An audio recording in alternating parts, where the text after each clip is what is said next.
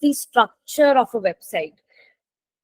Structure of a website, like, by structure of the website, I mean, you must have seen different images embedded in a website, different text, paragraphs, headings, right? Links, images, tables, like, are you getting my point? So all of that is nothing but we have embedded all of those elements using nothing but HTML. Okay, so HTML actually stands for hypertext. uh, don't put anything in the chat right now because I'm teaching, I'll not be able to see it. Okay, so HTML stands for hypertext markup language. Okay, so hypertext, do you know what hypertext is and what markup is? Can anyone tell?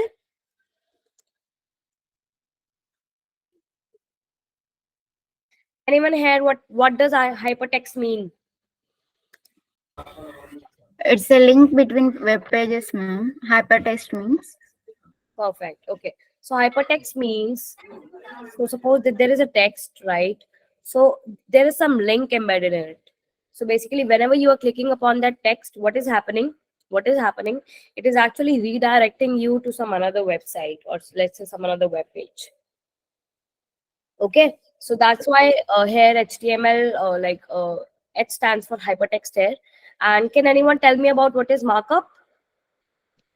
And Some of the codes will be encoded in the form of text, ma'am. Like the symbols and other informations will be encoded in the form of text. Perfect. So it's more like markup is because for embedding the HTML elements, we actually use something called tags, right? So that's why it is known as a hypertext markup language, because it's like we have some predefined tags that we actually use, right? To what should I say? To basically embed the HTML elements into our code. Okay, so that's why it's just known as hypertext markup language. Okay, now how many of you have VS Code installed? How many of you have that? VS Code, Visual Studio or Visual Code, ma'am. Visual Studio Code. Installed.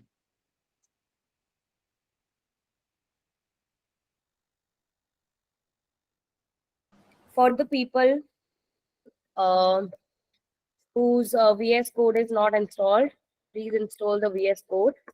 So you can use the link that I'm giving you in the chat. You can please use this link, and I'm sharing the website as well. This is nothing but the website.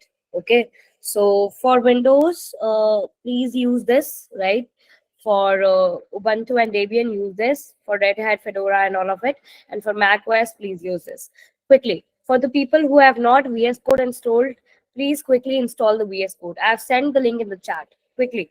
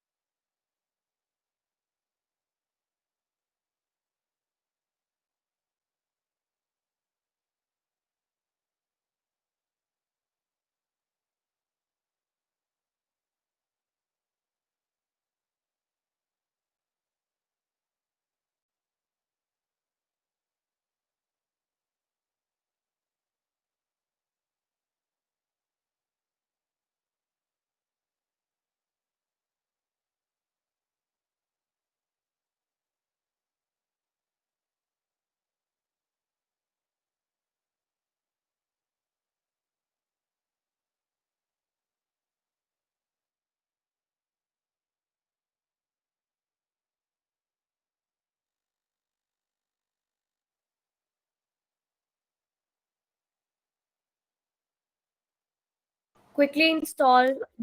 It will, I guess, take around 5 minutes. Okay, so just do it ASAP. After the installation, just write down in the chat installed, so just I can get a head count quickly.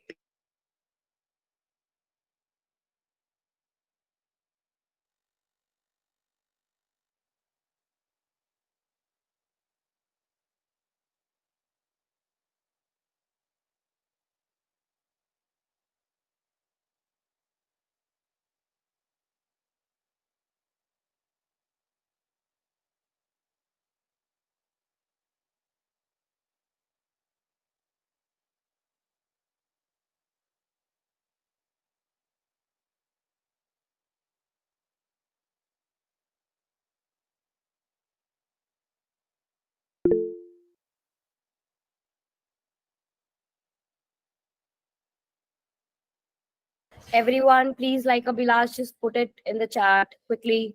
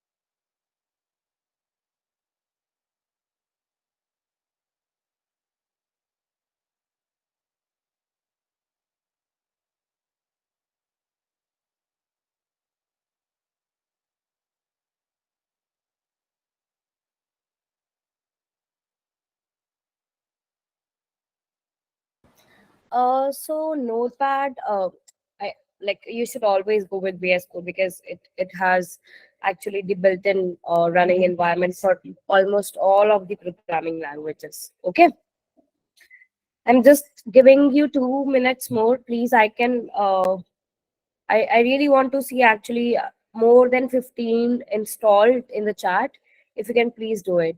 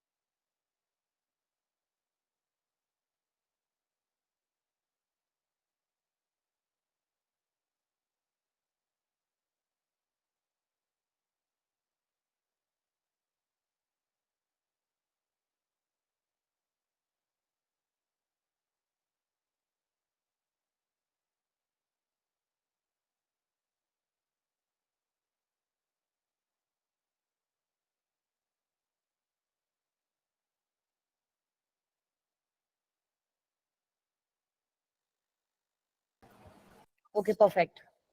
So you must can see something like this. The VS Code.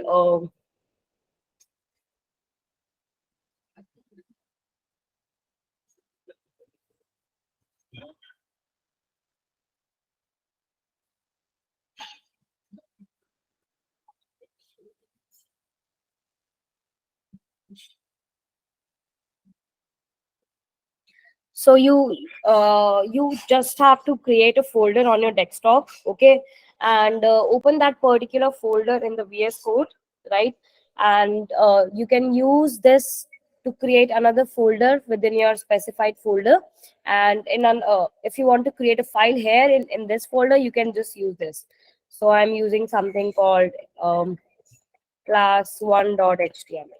So this is nothing but I have actually created an HTML file. Okay. So quickly, just do what? First of all, just create a folder. Okay. create a folder on your desktop, open that particular folder in the VS Code, then use this particular icon to create another folder, let's say HTML. So I've created a May folder here, but it's okay. You can create HTML, and then inside that folder, create a file using this particular icon. Quickly,